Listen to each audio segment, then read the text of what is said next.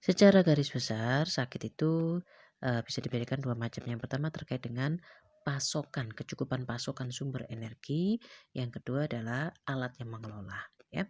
Kalau sudah orang tua kita sudah sepuh, kalau orang tua kita sudah usia lanjut, nah itu sudah menunjukkan pemakaian yang lama. Berarti alat untuk mengelola, makanan untuk mencoba menjadi pasokan, sumber energinya itu sudah melemah. Jadi dimakan tapi katakanlah dari 100% mungkin yang terserap 30% yang bisa diolah dengan baik 30%. Jadi ketika kita ingin merawat orang tua kita, itu sebaiknya kita konsentrasi ke sumber energi ini ya. Pastikan orang tua kita mengkonsumsi makanan yang membantu atau mengkonsumsi suplemen yang membantu kecukupan dari pasokan energi. Kalau untuk, yang diobati itu alatnya seperti lambungnya, jantungnya, memang itu juga akan baik ya. Nah, itu lebih lama, butuh lebih banyak. Kalau sumber energinya itu lebih cepat, lebih mudah, lebih murah.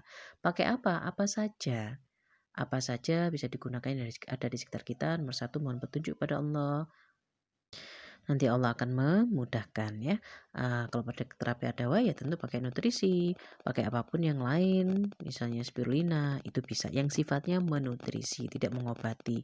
Ada banyak yang dijual di luaran yang isinya dia dari bahan-bahan yang bagus, tapi akhirnya ketika diolah dengan teknik tertentu, akhirnya justru sifat mengobatinya lebih besar ya. Satu menutrisi dulu, baru sifatnya mengobati. Karena sudah sepuh, menutrisi itu jauh lebih penting daripada mengobati. Kalau dana kita cukup, maka kita siapkan 2. Nah, menutrisi berarti ini rutin ya. Terapi fisik seperti pijat, bekam, akupuntur itu jelas sangat-sangat membantu ya. Kecukupan matahari itu juga sangat membantu, kecukupan oksigen juga sangat membantu sekali. Ini dimensi yang kita bicarakan adalah dimensi atau konteksnya adalah konteks yang fisik, bukan konteks secara batin ya.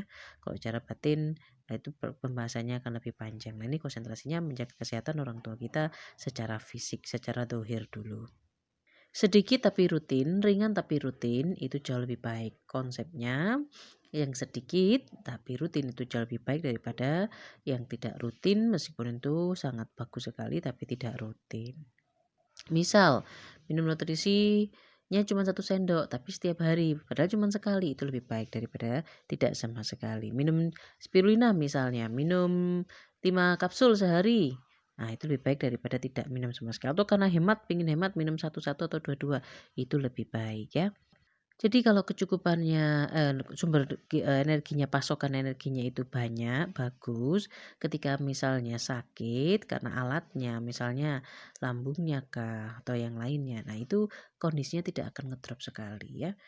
Kalau kita tidak menjaga orang tua kita sendiri yang akan repot ketika kita melihat orang tua kita sakit, terbaring dengan kondisinya yang sudah sepuh, hati kita kebat-kebit.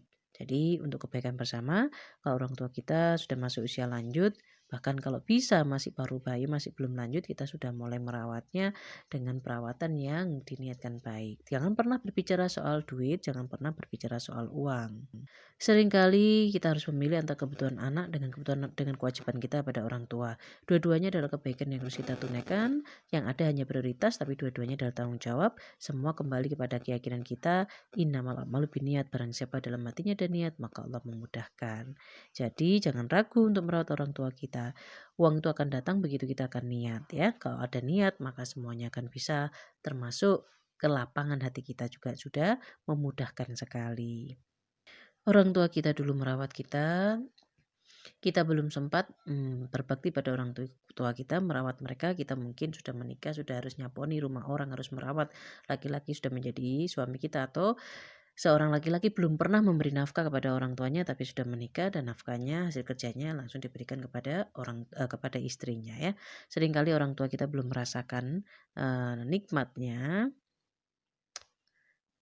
tapi hidup terus berlanjut. Nah, dari situ alangkah baiknya jika kita tidak melupakan, melalaikan kewajiban kita pada orang tua ya.